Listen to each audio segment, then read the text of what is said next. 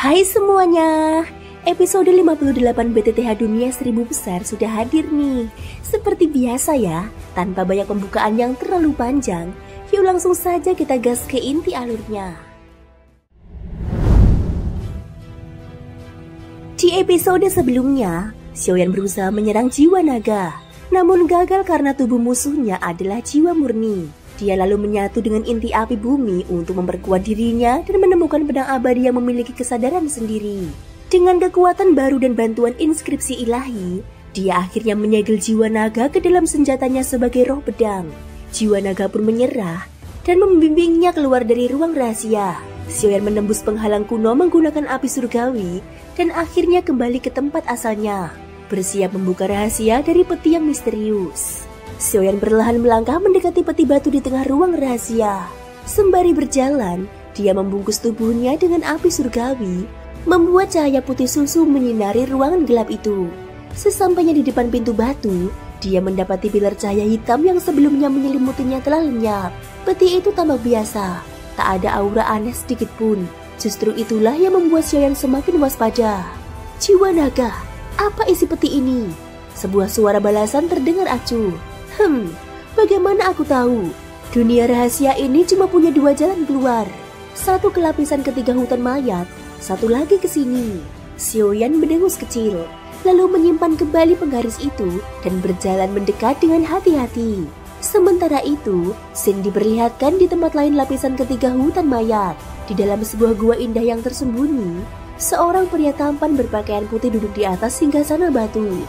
Wajahnya halus dan indah, bahkan lebih elok daripada kebanyakan wanita. Malam telah turun, bulan menggantung di langit, dan cahaya rembulan menerangi bagian dalam gua itu. Tiba-tiba, terdengar suara bergemuruh dari kejauhan. Apa? Ada orang yang berhasil masuk ke dalam dunia rahasia itu? Pria itu terkejut. Dia melambaikan tangan ke arah udara, dan seberkas cahaya putih membentuk layar di depannya. Di sana, terlihat seorang pemuda dengan penggaris besar di punggungnya. Ternyata, manusia inilah yang berhasil menaklukkannya. Ribuan tahun lamanya aku terus mencoba masuk, tapi tidak pernah berhasil.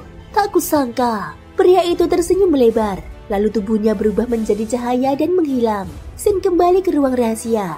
Xiaoyan kini berdiri tepat di depan peti batu itu. Tangannya nyaris menyentuh tutup peti. Meski dari awal peti itu tak menunjukkan tanda-tanda berbahaya, dia tetap merasa ada yang tidak beres. Suara Raja Naga Emas terdengar di benak Xiaoyan. Tenang saja, selama aku masih ada, tak akan terjadi apa-apa padamu. Xiaoyan mengangguk pelan, tangannya menyentuh peti batu itu. Begitu telapak tangannya menyentuh permukaan, ia segera merasakan dingin yang amat sangat menusuk. Meski tubuhnya terlindungi oleh api surgawi, dingin tersebut hampir menerobos hingga ke dalam dirinya. Dia pun memperkuat tekanan tangannya. Begitu peti terbuka, suara gemuruh menggema di dalam ruangan. Kekuatan mengerikan berhamburan keluar dari peti mati itu, menyerbu tubuh Xiaoyan. Dia berteriak keras. Tidak baik. Suara teriakan yang penuh rasa sakit itu menggema menyaya di dalam ruangan rahasia. Raja Naga Emas segera muncul. Melihat Xiaoyan yang memegang kepala dengan kedua tangan, rasa cemas langsung menghampirinya. Kekuatan misterius dari dalam peti itu menyusup ke tubuh Xiaoyan dan membuatnya tertekan hebat. Dengan kepala yang digenggam erat, dia tidak sempat memeriksa isi peti karena serangan kekuatan yang harus menyasar tubuhnya. Kekuatan aneh itu tidak diketahui apa asalnya, tetapi terasa sangat mirip dengan energi jiwa. Tiba-tiba, suara raungan naga yang menggema keras memenuhi ruangan itu. Itu adalah raungan Raja Naga Emas sendiri. Raungan besar itu segera menghancurkan banyak kekuatan misterius yang menyerang tubuh Xiaoyan. Tubuh Xiaoyan kembali dipenuhi cahaya putih susu, dan ia menghela nafas berat sambil menjatuhkan penggaris api abadi ke lantai. Dengan suara lemah, dia berkata, "Apa ini? Begitu menakutkan. Aku hampir saja kehilangan kendali." Ketika kekuatan misterius dari peti mati menyusup ke dalam tubuhnya, ia merasakan seluruh lautan jiwanya bergemuruh dan bergetar, menyebabkan sakit kepala yang hebat. Roh naga pun merasakan hal yang sama ketika raungan dahsyat itu terdengar. Dalam darahnya terjadi getaran hebat hingga hampir membuatnya tunduk hormat.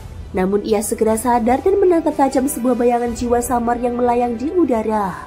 Bagaimana ini mungkin? Roh naga yakin bahwa raungan tersebut bukan sembarang suara. Sebagai keturunan naga, roh naga mengetahui bahwa raungan itu adalah manifestasi tekanan darah naga murni, sebuah raungan kepemimpinan naga sejati. Di seluruh suku naga, hanya 9 naga yang mampu mengeluarkan raungan sekuat itu. Dan yang memiliki kekuatan dahsyat seperti ini hanya satu Raja Naga Emas. Konon, Dewa Naga memiliki 9 putra dengan kekuatan berbeda. Namun yang paling kuat hanya Raja Naga Emas dan Raja Naga Perak. Keduanya adalah makhluk terkuat setelah Dewa Naga sendiri. Roh naga dulunya tinggal di suku naga, tapi pernah dikhianati manusia hingga terperangkap di sini. Sosok Raja Naga Emas selalu dikenangnya, karena patungnya selalu berdiri megah di alun-alun suku naga. Kini, dia berdiri sangat dekat dengan sosok legenda tersebut. Roh naga pun bersujud di hadapan Raja Naga Emas dengan penuh hormat, mengabaikan segala penghalang yang diciptakan Xiaoyan. Long Yi menghormati Raja Naga Emas. Ucapnya dengan suara khidmat, sesuai adat terhormat suku naga. Raja Naga Emas tersenyum kecil dan berkata, "Akhirnya ketahuan juga ya." Dia kemudian menunduk dan berkata, "Bangkitlah." Dengan mata tajam, roh naga yang ternyata bernama Long Yi langsung menyadari bahwa status Raja Naga Emas dan manusia muda di hadapannya bukanlah hal biasa. "Pertempuran ribuan tahun lalu, aku kalah," kata Raja Naga Emas dengan nada datar. Namun Xiaoyan bisa merasakan kekuatan besar dalam tubuh gurunya melonjak. "Apapun yang kau lakukan, seluruh suku naga akan selalu bangga padamu, Ketua." Long Yi memohon dengan tatapan penuh harap. Raja Naga Emas mengatakan, "Tapi aku belum bisa kembali sekarang, dan manusia muda ini adalah orang yang aku pilih." Mendengar itu, Long Yi yang sebelumnya penuh kesombongan dan kekesalan lenyap seketika. Dia menatap Xiaoyan dengan penuh keputusan, lalu mengatakan, "Aku bertaruh pada dia." Setelah berkata demikian, Long Yi kembali memasuki penggaris api kuno, dan Xiaoyan merasakan bahwa kekuatan api di dalam penggaris itu semakin kuat. Xiaoyan menyadari bahwa sejak saat ini, makhluk itu akan mengikutinya dengan sepenuh hati. Walaupun tidak tahu persis, hal ini tentu berkat bantuan gurunya, Raja Naga Emas. Dengan rasa hormat, Xiaoyan membungkuk dalam-dalam pada gurunya. Raja Naga Emas hanya menggelengkan kepala, memilih untuk tidak menjelaskan apapun. Masih terlalu dini untuk mengungkap semuanya. Dia pun memalingkan pandangannya ke peti mati di samping. Setelah menenangkan pikirannya, Xiaoyan menggenggam erat penggaris api kuno, lalu mendekati peti itu untuk menyelidiki isinya. Ia menatap ke dalam peti dengan dahi berkerut. "Kenapa kosong? Mungkinkah seseorang sudah lebih dahulu mengambil isinya?" Xiaoyan tidak menemukan apapun. Namun, suara roh naga segera menyala dari atas penggaris api kuno. "Mustahil. Dulu, ketiga orang itu menangkapku demi membuka peti ini dan mengambil isinya. Aku bisa merasakan bahwa selama bertahun-tahun tidak ada satu makhluk hidup pun yang berhasil masuk ke tempat ini. Apapun yang dulu disimpan di dalam, seharusnya masih ada." Dari interaksi sebelumnya, Xiaoyan sudah mengetahui bahwa roh naga itu bernama Long Yi. Ia mengalihkan pandangan, lalu menarik keluar sebuah pedang rusak dari dalam cincin penyimpanannya. Mungkinkah ini berkaitan dengan pedang abadi yang rusak itu?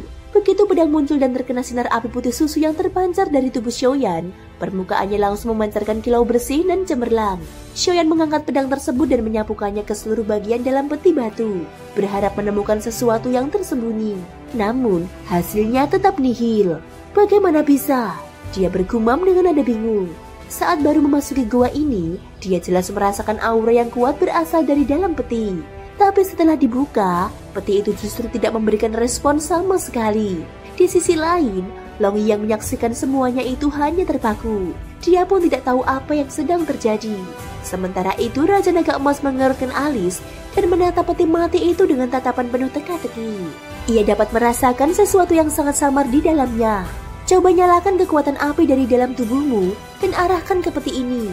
Gunakan teknikmu dan bakar bagian dalamnya." Dia berkata perlahan lalu berbicara pada dirinya sendiri. Ada aroma yang sangat familiar di dalam peti ini, tapi entah kenapa terasa sangat samar.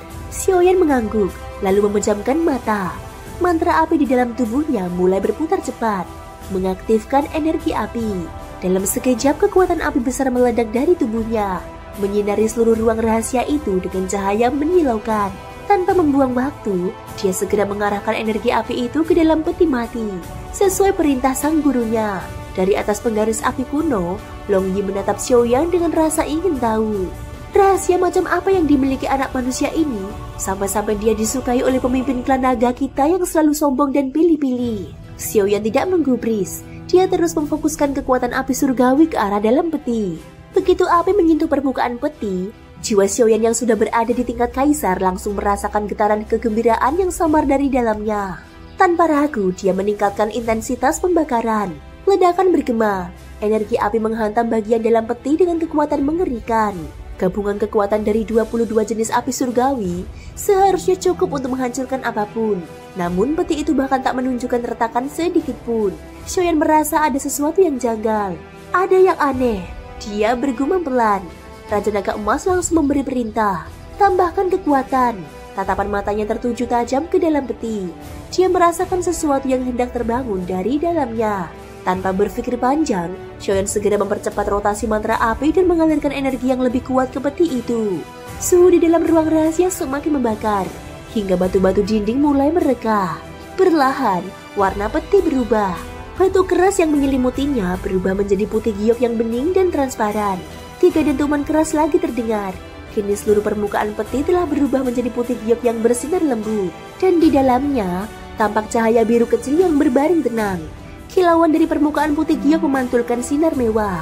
Sementara cahaya biru di dalamnya tampak menyerap kekuatan api milik Xiaoyan. Xiaoyan menggaruk alis. Ini adalah... Raja Naga Emas menjawab dengan nada berat. Benih jiwa. Tatapan Xiaoyan langsung berubah tajam. Ia segera melepaskan kekuatan jiwa tingkat tinggi ke arah cahaya biru itu untuk menyelidikinya.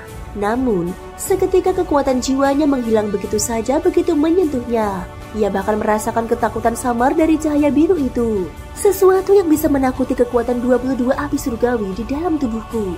Satu-satunya kemungkinan adalah api suci. Raja Naga Emas pun menjelaskan lebih lanjut. Benih jiwa. Konon, benda ini hanya muncul bersamaan dengan api suci.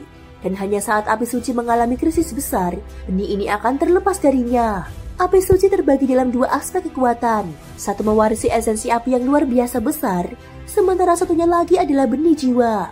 Benih jiwa adalah perwujudan murni dan baik dari jiwa api suci.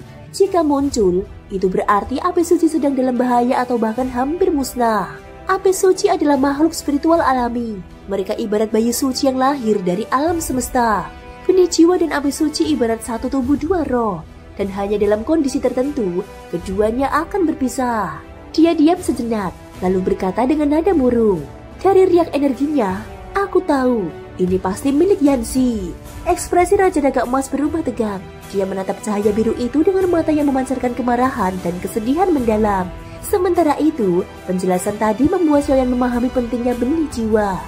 Benda itu bukan hanya menyimpan kekuatan esensi, tapi juga harapan terakhir untuk menyelamatkan jiwa api suci jika sampai terkontaminasi oleh kekuatan jahat. Dia menunduk, membayangkan kemungkinan buruk yang terjadi pada sosok bernama Yanxi. Raja Naga Emas bergumam pelan, Yanxi, jangan biarkan apapun terjadi padamu. Perjanjian kita belum terpenuhi. Setelah itu, dia menoleh ke Xiaoyan. Ambillah, simpan baik-baik benda ini. Ia akan menentukan keberhasilanmu kelak dalam menyatu dengan api suci.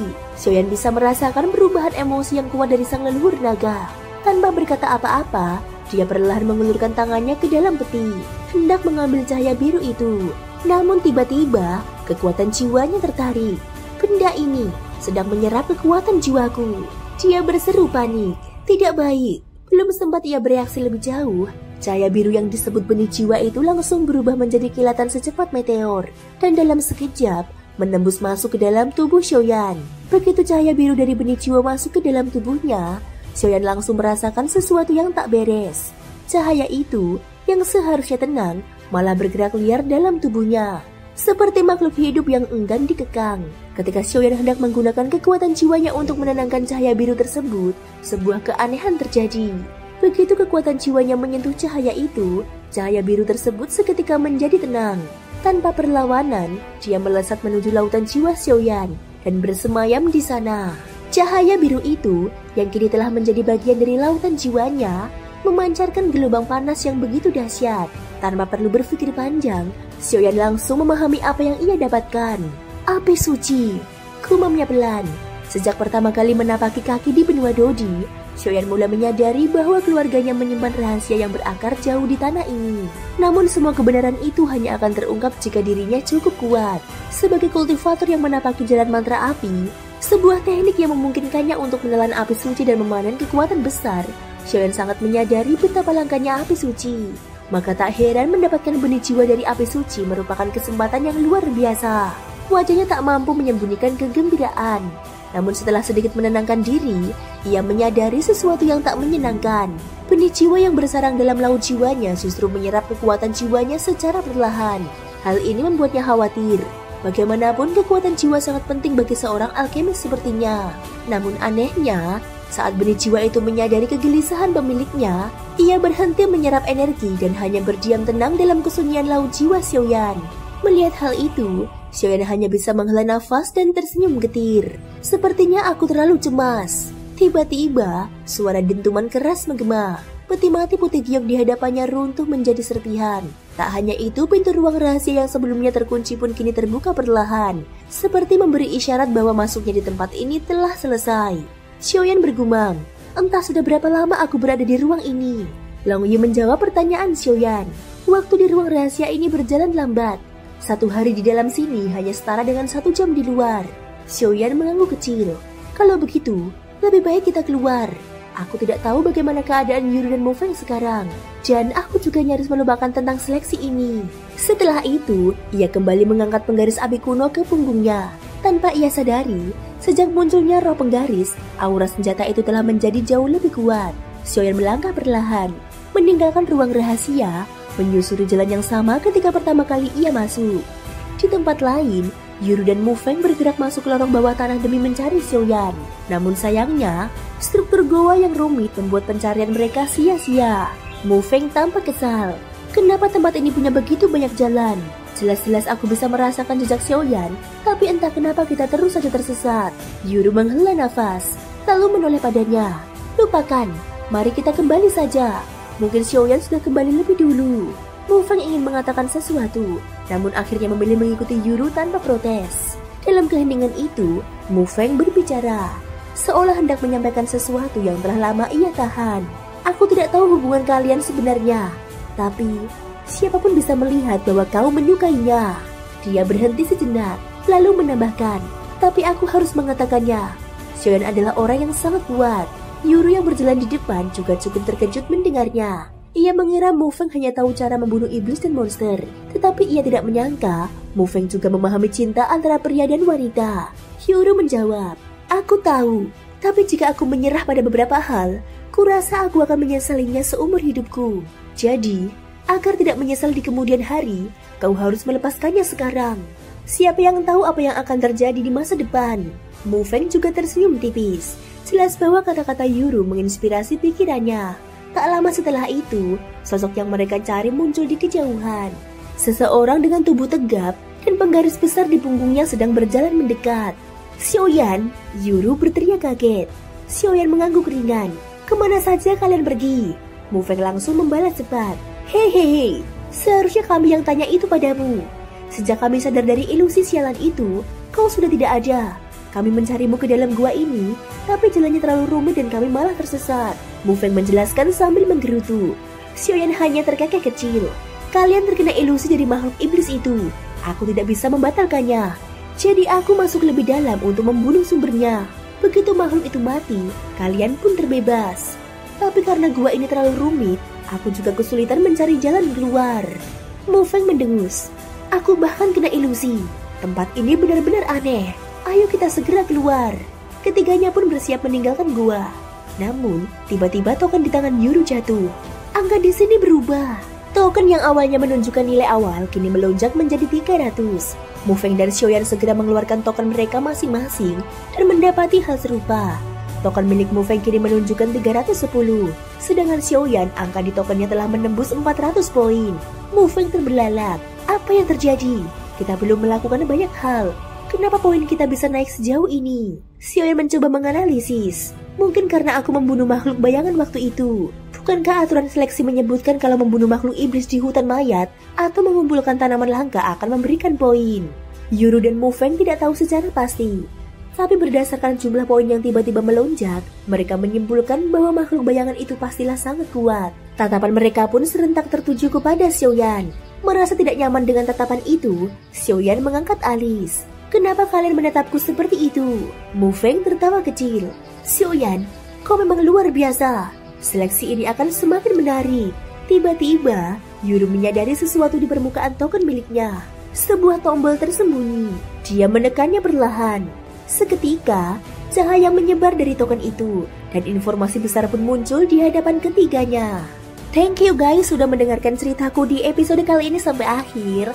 Terima kasih juga buat kalian yang udah subscribe, like, dan komennya. Maaf ya, ini Mimin masih flu berat banget, tapi Mimin usahakan tetap upload setiap hari ya. Semoga hari kalian menyenangkan, sampai jumpa dan bye-bye.